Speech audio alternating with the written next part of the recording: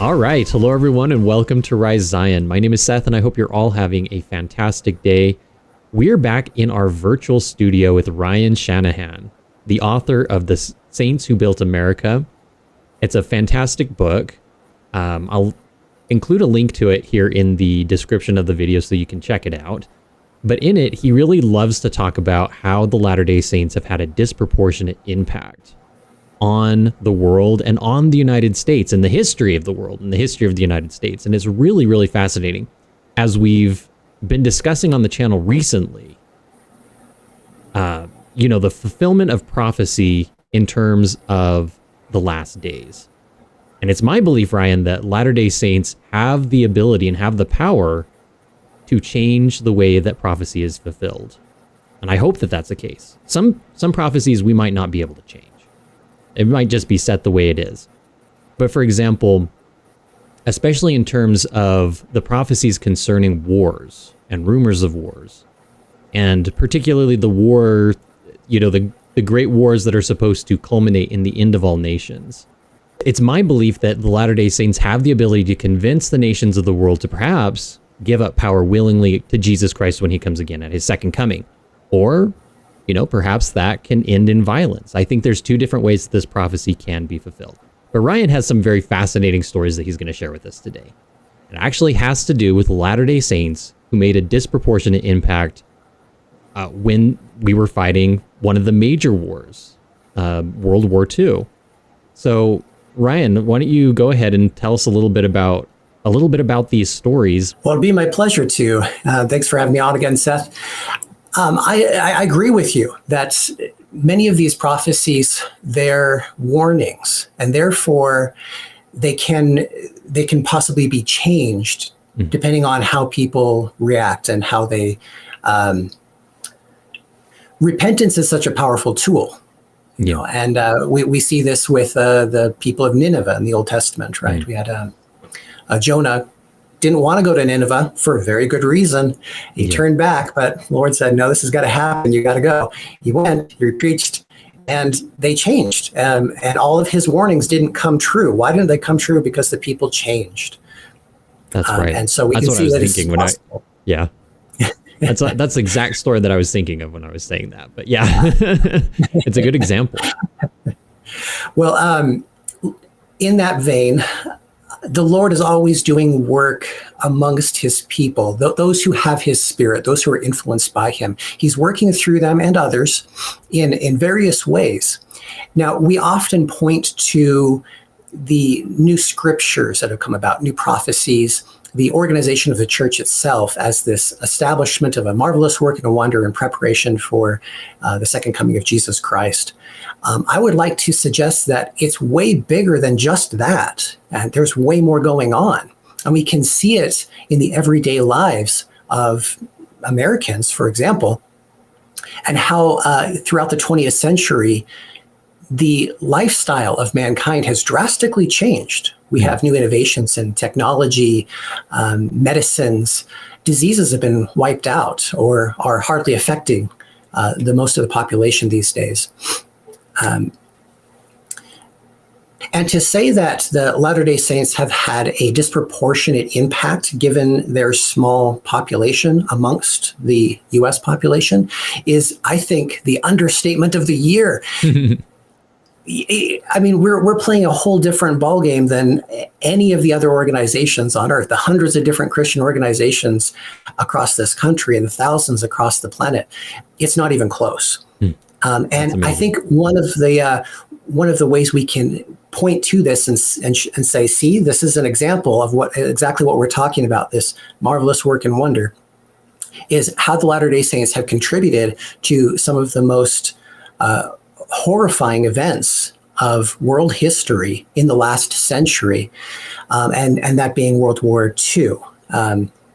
Now, there are some really good resources out there for your audience who might want to look into this further. There's a great book series called Saints at War by Friedman and Wright.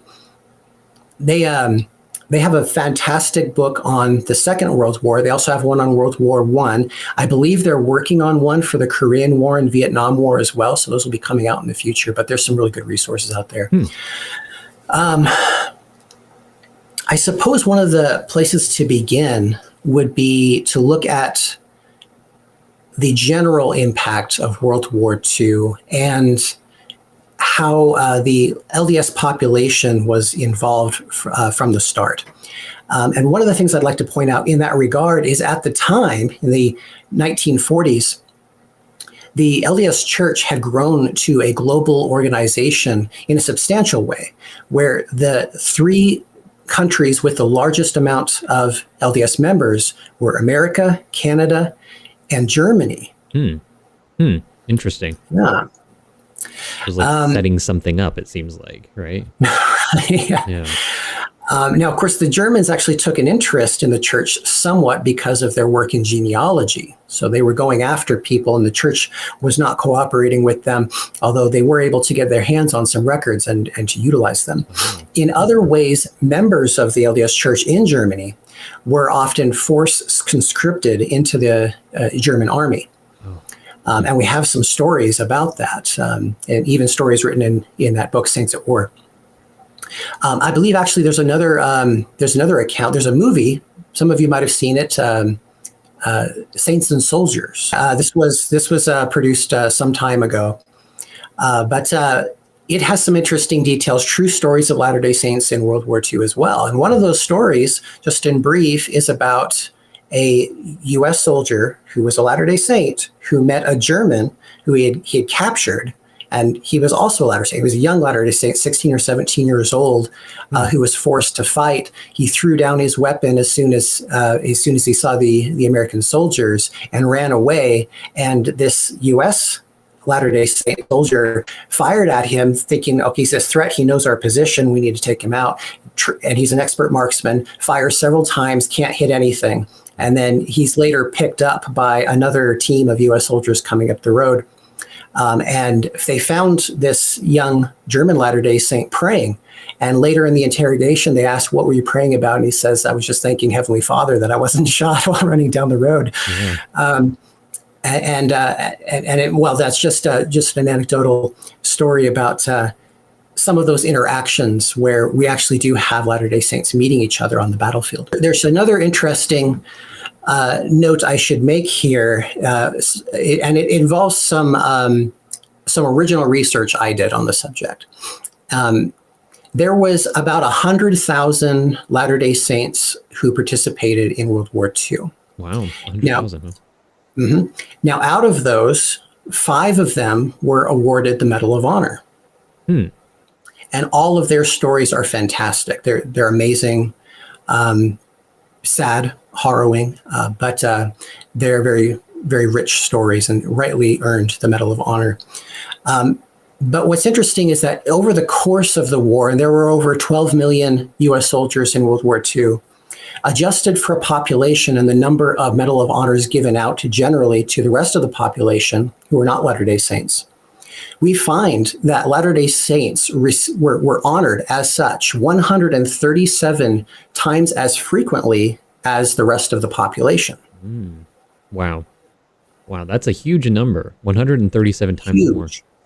Because we're just such a small little group of people compared to everybody else, but then we just have like this disproportionate impact for whatever reason, right? Well, I think we know, but exactly. It's very interesting, very fascinating. Wow. Okay, so that gives you some background on World War II in general. Now, I'd like to get into one of my favorite stories, and I think it's a story that is not known enough. And many of you may know this story. It's about Hillmuth Hübner. And if you know the story, great, but it's one of those stories that is so significant and so rich. It's just not talked about enough. And it's one of the reasons I think it's so valuable, and it's why it's so near and dear to me. When I was writing this part of the book, this part was very hard for me to get through. Just reading about Hübner's life and what he did was very difficult for me. But I'm going to try to get through it today. Okay, that sounds good. Okay. A little background on Hübner. He grew up in Germany as a Latter-day Saints. His mother converted, and she raised her son in the church. She eventually remarried and wasn't able to continue attending church, but Hübner, her son, was able to continue with his grandmother. And he participated in the Boy Scouts. And later, as the Nazi Party began to take control, things changed, and he had to drop out of the Scouts and was forced to go into Hitler's youth group. But all of this time, he maintained his activity in the church, and he became an assistant clerk. And this allowed him to keep a typewriter in his home.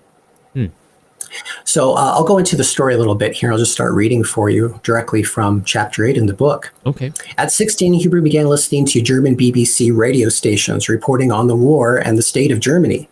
This was outlawed by the state, but the reports proved that what German citizens were being told was not the whole truth. This motivated the youth saint to begin an education campaign in his community. He found like-minded individuals to help him, and they in turn began to embark on a dangerous task.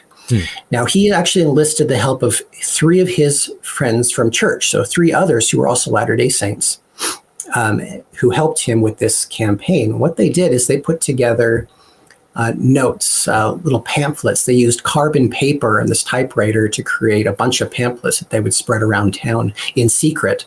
And they would write it in different languages. They got help from people to translate into French, for example. The boys' objective was to correct lies being propagated by the National Socialist War March reports and news broadcasts.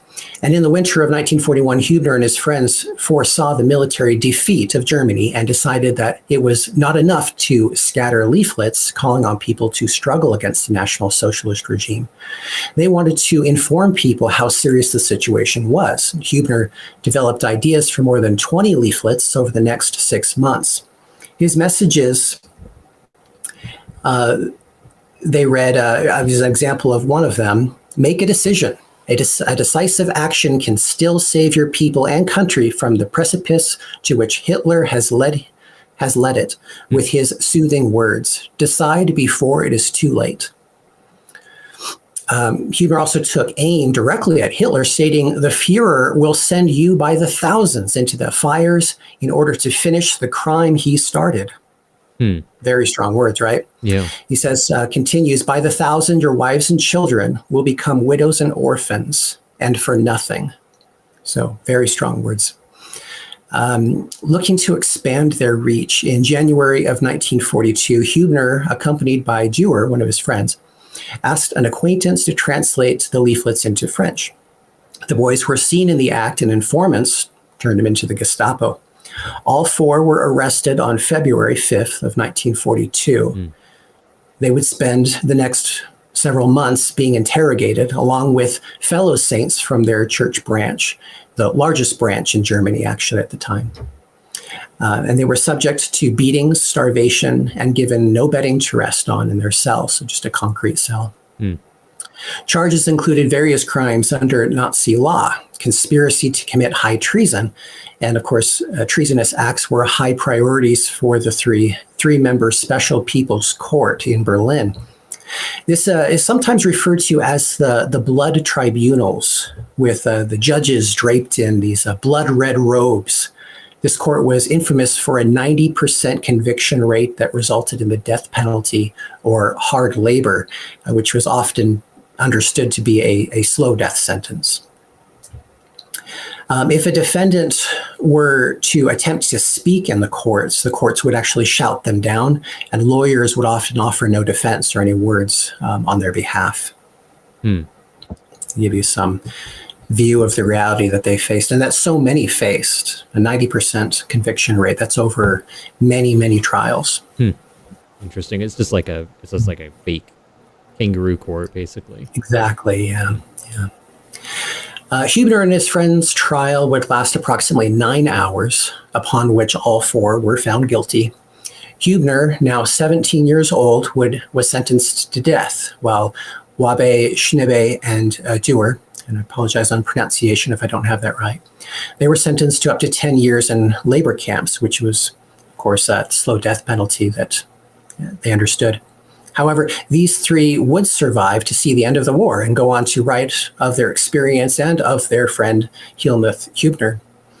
Both Wabe and Schnibe recalled that Hübner, barely 17, without, this is quote, barely 17, without any social standing or military rank, shouted back at President Judge Otto George Thierack. He says, "You have sentenced me to death for telling the truth. My time is now, but your time will come." According to Minert, a historian, both Wabe and Schnibe believed that Hübner had been particularly bold in court in an attempt to absorb the majority of the guilt and thus draw attention away from his friends. They had agreed in advance that if caught, they would do their best to shoulder the guilt individually and thus attempt to avoid burdening others with the guilt. The actions taken by Hübner echo the sentiments that his faith was built on. From the Gospel of John 15:13, Jesus Christ, greater love hath no man than this, that a man lay down his life for his friends. Hübner would be doing no less, not only for his friends, but for his country and, of course, also for the peace of the world. As the day of execution drew near, Hübner wrote several letters to family and friends, and only one of them survives today. He says, "I am very grateful to my Heavenly Father that my miserable life will come to an end tonight. I could not bear it any longer anyway. My Father in heaven knows that I have done nothing wrong. I know that God lives, and he will be the just judge in this matter. I look forward to seeing you in a better world. Your friend and brother in the gospel, Helmuth." His last words. Hübner was put to death by guillotine on October 27th, 1942. Author Alan Keel once demonstrated the horror of the all too common brutality of the Second World War and its effect on people all over the world by this statement. He says, quote, "Out of the silent intellectual German landscape, one faint, persistent query began to go up. Why? Why? Why?" He says, "Seldom before has that question been asked by so many, of so many, for so many years." As we approach a century since World War II, Helmuth Hübner has been remembered for his resistance to the Nazi regime. Memorial exhibits have been installed at a vocational school in Hamburg, at the German Resistance Memorial in Berlin, and at Plötzensee prison, where the execution took place. Additionally, a youth center, a school, and 2 streets in Hamburg bear his name. Since the 1940s, political, social, and religious groups have held various celebrations on January 8th, Hübner's birthday, and October 27th, his execution date, commemorating his heroism. On January 8th, 2020, a school at a juvenile detention center near Plötzensee prison was named in Hübner's honor, and students at Hamburg's administrative school now study the young man's life as a lesson in fundamental values, the values of a young Latter-day Saint. Hübner's actions may not have affected the war, helped the Allies, or changed anything about the United States. Most citizens have probably never heard his name, but for those who do know his story, Hübner remains an inspiration. He and his friends taught us to not allow injustice to go unchecked, and to have courage to stand for truth in the face of extreme cruelty. Notably, Hübner's enlightened response to an unjust war was not violence, nor was he apathetic as others had been. Instead, he and his like-minded friends engaged in peaceful education. By circulating information from BBC broadcasts, these 4 young Latter-day Saints took it upon themselves to change society by legitimate and moral means, even if that meant incurring the punishment of a shameless, brutal government. Hübner's life is an example of youthful heroism. He reminds us that many of our nation's heroes did their great deeds while in their youth. Many of America's founding fathers were ages 18 to 30. Many great athletes achieve gold medals while in their teens and 20s. And even great scientists have often become known while relatively young. And that is to say, the millions who answered the call of the war drum were mostly young and inexperienced soldiers. And each did what they could in a large effort to change the world. And I'll leave that with you. It's amazing. I love that story. And so a part of the reason why I love it so much is because it just seems to me like there's this effort by some, not all, but by some who seem determined to take any horrible crime that is committed by a Latter-day Saint, for example, and then take that and make it an judgment against the entire religion. It's because that they were Latter-day Saints that they did these horrible things. And we see this most commonly. We don't know what's going to be coming down the line here with the Charlie Kirk assassination that just took place. But we've seen what has happened with the Chad Daybell case, for example. We've seen what's happened with just various other crimes that have occurred. You know, they happen every once in a while here in Utah too. But it's very remarkable how some people just want to make it about the faith. They say it's not in spite of the faith, it's because of the faith. And I wonder how many of those same people would turn to this story and look at that and say, this story of this brave young man is because of his faith, not in spite of it. That's what I think. Very good point.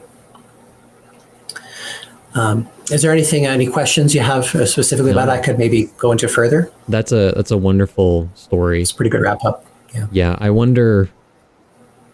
It is very pertinent to what's going on today, which is fantastic. And I hope so. That we pray. I love how you pointed out that it almost seems prophetic because you wrote those words a while ago. But it seems prophetic that this young Latter-day Saint was appropriately protesting against the government in ways that are non-violent, and using the power of the pen, using the power of ideas, and speaking truth to power in this way. So I think that's particularly powerful. Yeah. Huebner wasn't allowed to go out in public and be able to share his message, to have conversations with people and speak to people like Charlie Kirk was.